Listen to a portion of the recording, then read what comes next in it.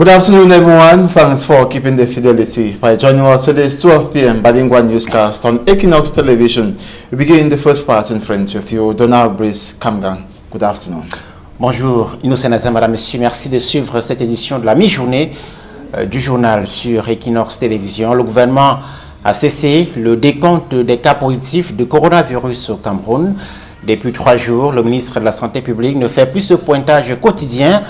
Le gouvernement annonce par contre que plus de 165 personnes ont été guéries de coronavirus pour 17 décès enregistrés, dont 2 hier mardi. Le ministère de la Santé publique qui se satisfait par ailleurs que 2 bébés nés de parents positifs au coronavirus soient sains à l'hôpital central de Yaoundé. Écoutez les précisions du directeur de la lutte contre les pandémies et les épidémies au ministère de la Santé publique, le docteur Georges Alain Etoundi, au micro de Aïe Cyril. Mesdames et messieurs, au personnel de santé qui est au centre de la gestion des patients atteints de Covid-19, j'adresse toute ma gratitude pour tous vos efforts quotidiens et inlassables pour sauver les vies de nos populations.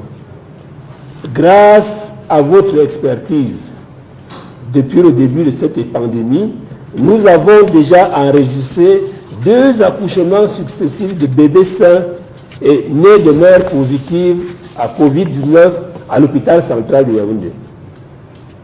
Aujourd'hui, ce jour, bien que nous ayons enregistré 2 décès, je dois annoncer que le nombre de personnes guéries est de 28, ce qui est une bonne nouvelle pour nous tous. J'interpelle donc une fois de plus chaque Camerounais à signaler au numéro de téléphone 1510 toute personne présentant des symptômes de Covid-19 pour un dépistage rapide et une prise en charge appropriée. Cependant, la population doit s'abstenir de tout comportement qui l'empêche de se rendre dans les formations sanitaires lorsqu'elle souffre de pathologies autres que le Covid-19. Et ceci pour des raisons erronées. De telles attitudes contribuent à la détérioration de leur état de santé. Je tiens à signaler, je tiens à répéter que le Covid-19 n'est pas une maladie honteuse. Elle n'élimine pas non plus la présence des autres maladies qui avaient toujours tué les Camerounais et qui vont continuer à tuer les Camerounais. 165 personnes guéries de coronavirus ne satisfont pas la Commission nationale des droits de l'homme et des libertés. Cette instance plaide pour la décongestion des prisons à travers le pays. Les milieux carcéraux qui sont, d'après la Commission, des espaces favorables à la propagation du Covid-19. Le président de la Commission s'est confié à Guy Zogo, à Yaoundé. Les mesures édictées par le gouvernement pour éradiquer le Covid-19 au Cameroun impactent les libertés publiques. En tant qu'institution chargée d'assurer le respect des droits des citoyens, la Commission nationale des droits de l'homme et des libertés souligne qu'elle travaille à en limiter les effets. Nous faisons beaucoup d'efforts pour limiter l'impact sur les autres droits. Les gens ne peuvent plus respecter leurs droits de culte, ils ne peuvent pas respecter leurs droits d'assemblée. On doit respecter les mesures qui sont conçues au niveau global et puis par notre gouvernement.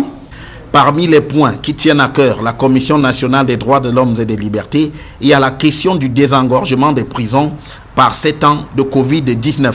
Dans un communiqué, nous avons appelé les autorités à tout faire pour sauvegarder la vie des populations carcérales. Parmi ceux-là qui sont détenus, il y a ceux-là qui sont en attente de jugement. Et plus de 70% de ceux qui sont là, on a plaidé qu'ils soient relâchés.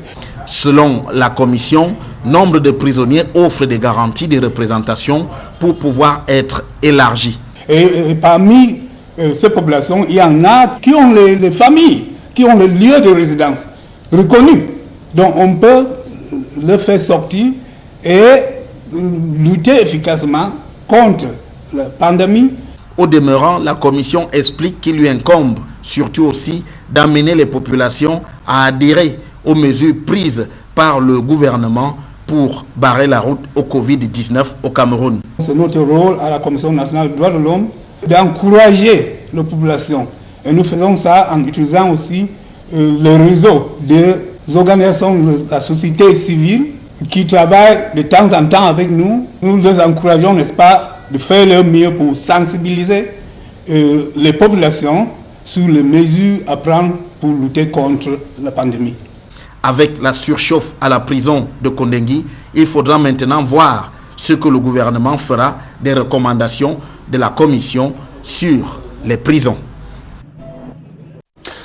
La psychose s'est emparée de certains agents de l'État. Il s'agit des fonctionnaires travaillant à l'immeuble Rose.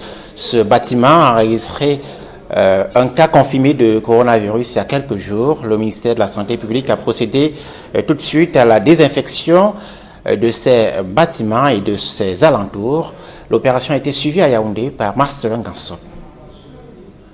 C'est d'abord de bouche à oreille que la nouvelle a circulé, animant les conversations dans les bureaux et couloirs des différentes administrations logées à l'immeuble Rose. Et c'est finalement le ministre de la Santé publique qui a percé l'abcès au cours de la journée du lundi 13 avril 2020 en annonçant officiellement qu'un cas positif au Covid-19 a été notifié dans l'enceinte de cet immeuble qui abrite pas moins de 5 départements ministériels. La correspondance du docteur Manaouda Malachi, adressée à quelques-uns de ses collègues du gouvernement, ne donne pas de détails sur l'identité, encore moins sur l'administration à laquelle appartient la personne qui a été testée positive. Toujours est-il qu'un vent de panique s'est emparé de l'ensemble des personnels de l'État travaillant dans les différents ministères logés à l'immeuble Rose, à savoir les ministères du tourisme, du commerce, des PME, de l'industrie, puis de l'économie. C'est ainsi que pour limiter les dégâts, le gouvernement a décidé de désinfecter cet immeuble. Et comme certains annexes des ministères suscités sont logés ailleurs, avec comme conséquence la mobilité des personnels. Décision a également été prise de désinfecter l'immeuble de l'émergence, autrefois appelé immeuble de la mort, mais également l'immeuble SCB, ainsi que les annexes du ministère de l'économie, de la planification et de l'aménagement du territoire. L'opération de désinfection et de décontamination a effectivement commencé ce mardi 14 avril, aux premières heures de la matinée. Des équipes d'hygiène et d'assainissement du système de riposte ont passé en revue les coins et recoins de l'ensemble de l'immeuble Rose avant que l'accès ne soit autorisé au personnel.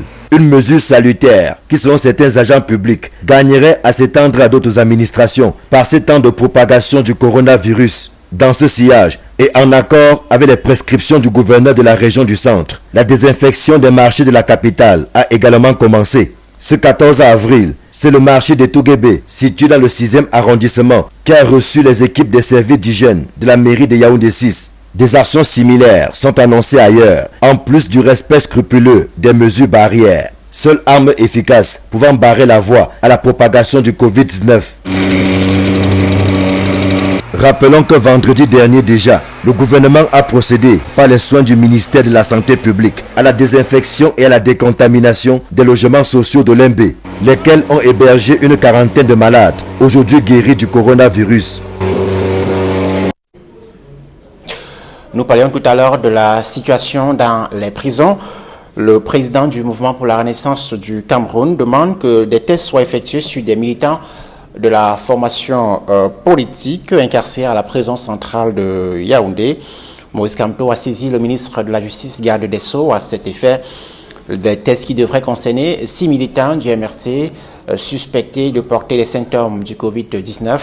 Le président du MRC, qui a adressé une correspondance au ministre de la Justice, Laurent Esso, se dit disposé à prendre des mesures spécifiques pour que ces tests puissent être effectués sur les militants de sa formation politique, tout comme il réitère la nécessité de décongestionner les prisons afin de limiter la propagation du coronavirus en cette période de la pandémie. Le reste de l'actualité à présent est cette sortie du chef de l'État français Emmanuel Macron.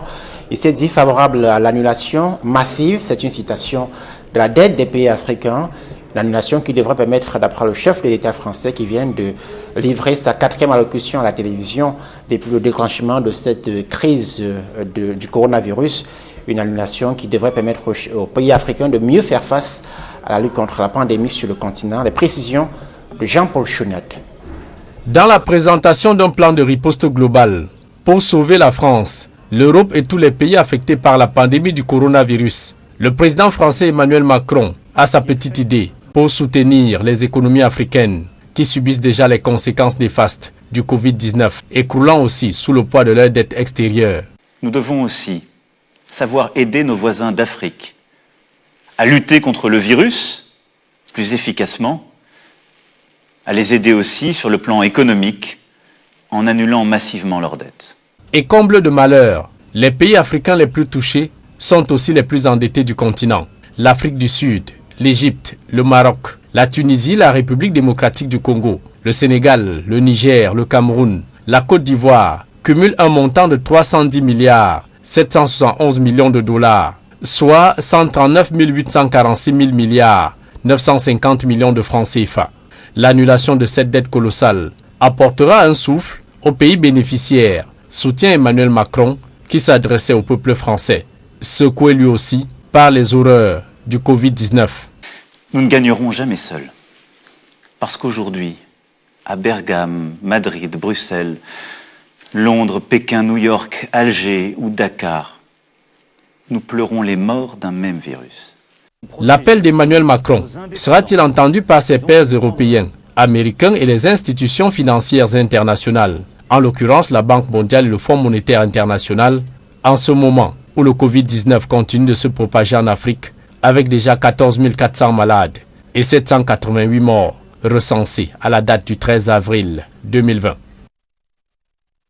Pour mission de lutter contre le grand banditisme dans la région du littoral, le nouveau commandant de la Légion de gendarmerie de la région du littoral, justement, a pris fonction hier ici à Douala. Le colonel Pierre-Marie Bikele remplace le colonel François Anda Abina, qui lui a été muté dans la région du Sud. La prise de fonction du nouveau patron de la gendarmerie dans la région du littoral s'est effectuée hier, mardi, en présence de Jean-Paul Chounet.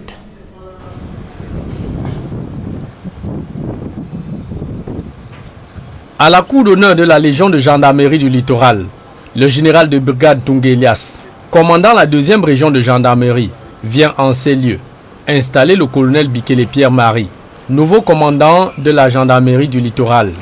Le nouveau patron de la gendarmerie pour le littoral reçoit de sa hiérarchie 3 missions sur sa feuille de route. L'une de ses premières missions régaliennes, c'est le renforcement de la lutte contre le grand banditisme dans son unité de commandement. Il est question pour nous de construire un partenariat avec les populations, avec tous les autres acteurs de la société pour lutter contre l'insécurité et la grande criminalité dans la région du littoral et la ville de Douala en particulier.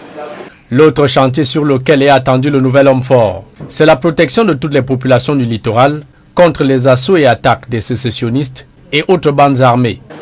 Deuxièmement, pour contenir la menace sécessionniste qui nous vient du sud-ouest par le département du Mungo. Par ces temps où le Covid-19 dicte sa loi sur le terrain de la résistance au respect des mesures visant à barrer la voie au coronavirus, le colonel Bikele Pierre-Marie va devoir remobiliser toutes ses troupes pour réussir son pari contre l'incivisme et le défaut de sens de responsabilité de certains citoyens dans la prévention du coronavirus, en l'occurrence dans une ville de Douala, classée 2e foyer de propagation de cette pandémie. Le contexte nous y oblige de veiller, n'est-ce pas, à l'application des mesures gouvernementales de riposte contre le coronavirus. Tout cela doit se faire dans un climat de paix, dans un climat de confiance mutuelle et dans un climat de justice. Officier supérieur, à l'expérience bien rompue à la tâche, le colonel Bikele Pierre-Marie a fait toutes ses classes au sein de la gendarmerie nationale où il a occupé d'importantes fonctions.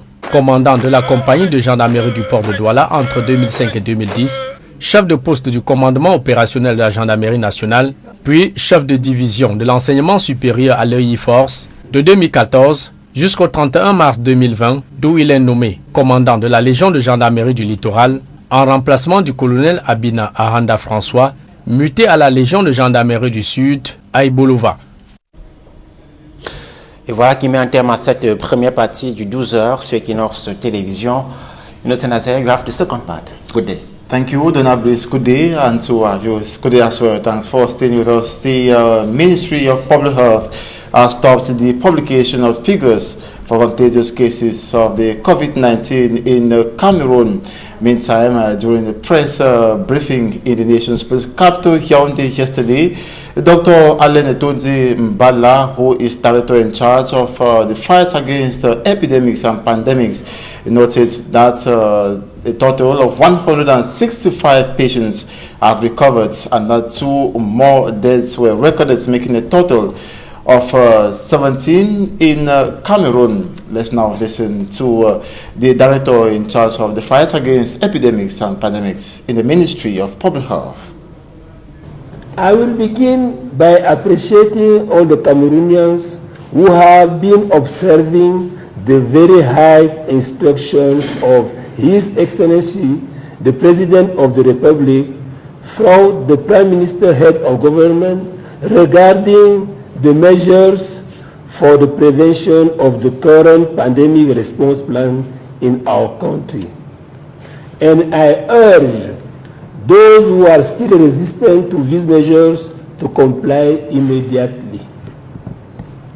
As the pandemic entered the community transmission phase, we continue to call on the maximum collaboration of the population to respect all preventable measures, as well as contacting our services for their assistance. With regard to the prevention of the pandemic, I would like to insist on the proper use of personal protective equipment, especially the usage of face masks that is unavoidable at this time, as clearly stipulated by government measures. I have observed an unacceptable increase in prices of some pharmaceutical products since the onset of COVID-19 cases in our country, especially with face masks and other products. I wish to insist that it is intolerable with such practices and dishonesty to our population. Our team will continue to hunt for these dishonest pharmacists in collaboration with brigade made up of competent technical services of the Ministry of Commerce, which will focus on the evaluation of prices levied on products. Professor Maurice Kamto, National President of the Cameroon Renaissance Movement Opposition Political Party, is requesting that the COVID-19 test be conducted on 6 of his militants who are being detained in the Kunenge prison on April 14, 2020. The National President of the CRM Party, in a correspondence addressed to the Minister of Public Health, Dr. Manauda Malachi, informs that 6 of his party militants are showing signs of the COVID-19 infection. Maurice Kamto says, in view of the serious threats that the coronavirus pandemic poses to the lives of thousands of those infected, they will be grateful if the Minister of Public Health, Dr. Manauda Malachi, will order necessary emergency measures, allowing the competent services of his ministerial department to carry out COVID-19 infection tests on his militants. Maurice Kamto says he is ready to take charge of the said test in the event of failure by the Ministry of Public Health, but under the supervision of the prison administration.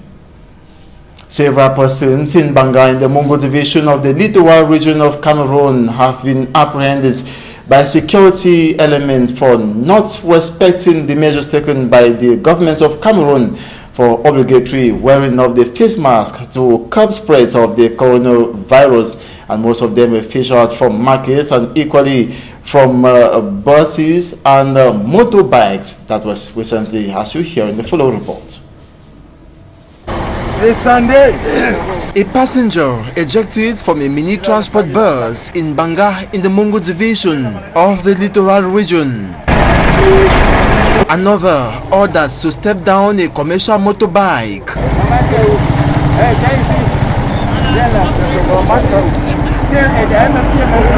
They have ignored the obligation by government for all to wear face masks in Cameroon to curb spread of the coronavirus. The bus passenger explains to the security officer implementing the measure he did not learn of it because he does not have a television set at home.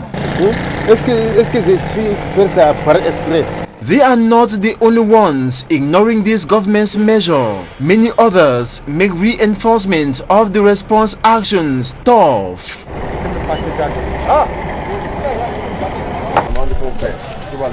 A woman is picked up in a market, a delicate environment which could favor rapid spread of the COVID-19 if there was an unprotected infected person. Her complaint is that she bought the face mask but forgot to wear since she was in haste. The action to arrest the defaulters is welcomed by some Cameroonians. Très bien, c'est très bien.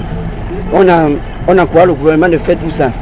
Ça c'est la meilleure façon de lutter contre la maladie, c'est normal. Administrative authorities alongside the security officials are hoping to do more in the days ahead to ensure 100% respect of the face mask wearing measure, as just 60 to 70% of the population comply. 70% des populations adhèrent à ces instructions et font des efforts pour se procurer un masque. Though arrested and later released, this serves a serious warning, thus a day of grace. Sensitization continues on the National Road number 5. Vo Armstrong, Mbanga Divisional Officer, implores the population to obligatorily wear the face masks. Security officers also make sure overloading is avoided.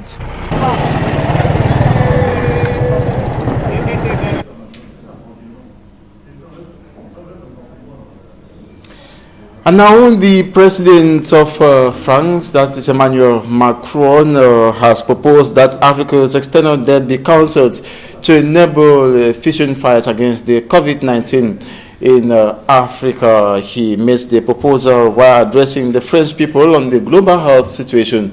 Meantime, Cameroon is unfortunately not amongst the African countries to benefit from his proposal to uplift the external debts. Details with Fomi Armstrong Sana. In his State of the Nation address, which focused on the evaluation of the first phase of the French response plan against COVID-19 and the presentation of the next stage of the plan, French President Emmanuel Macron proposed the cancellation of Africa's external debt, presenting what he called an idea that will save France, Europe and the entire world from the deadly hands of COVID-19. Emmanuel Macron noted that Africa, which is currently witnessing a devastating effect of the coronavirus pandemic on its economic and social life, will not be able to repay the huge debt owed international financial partners, as well as development and diplomatic partners. Nous devons aussi savoir aider nos voisins d'Afrique. We should also be able to assist our African neighbors to be able to effectively fight the virus, assist them on the economic domain in cancelling their debts massively. We shall never conquer alone, because today in Madrid, Brussels, London, Beijing, New York, Algiers or Dakar, we are mourning loved ones killed by the same virus. To Emmanuel Macron, a fragmented world will not be able to conquer COVID-19. Il est de notre responsabilité. Today, it is our responsibility to build a new solidarity and cooperation. In few weeks, we will have to decide the future. Dans les prochaines semaines. As if a double misfortune, the African countries hardest hit by COVID-19 are highly indebted countries, with the like of South Africa, Egypt, Morocco, Tunisia, the Democratic Republic of Congo, Senegal, Niger, Cameroon and Ivory Coast, totaling some 310 billion 139 million francs CFA external debt. A cancellation of the debt will no doubt boost the capacity of these African countries to effectively fight COVID-19. If Europeans, Asians, Americans and international financial partners like the World Bank, the International Monetary Fund will heed to the call of the French President Emmanuel Macron remains unknown. Africa, as of April 14, 2020, counts 14,000 confirmed COVID-19 cases, 788 deaths in some 52 African countries. Colonel Bikele Pierre-Marie takes over the helm of the Littoral Gendarmerie Legion from Colonel Abina Ahanda Francois. The latter handed over the baton of command to Colonel Bikele Pierre-Marie yesterday at the Littoral Gendarmerie Legion headquarters, and the ceremony was presided at by Brigadier General Tongue Elias, commander of the 2nd Gendarmerie Region. The new commander of the Littoral Gendarmerie Legion said he has 3 major assignments linked to security challenges in the northwest and southwest regions and the Littoral region and the fight against the COVID-19 pandemic. Take a listen to the new Littoral Gendarmerie Legion commander.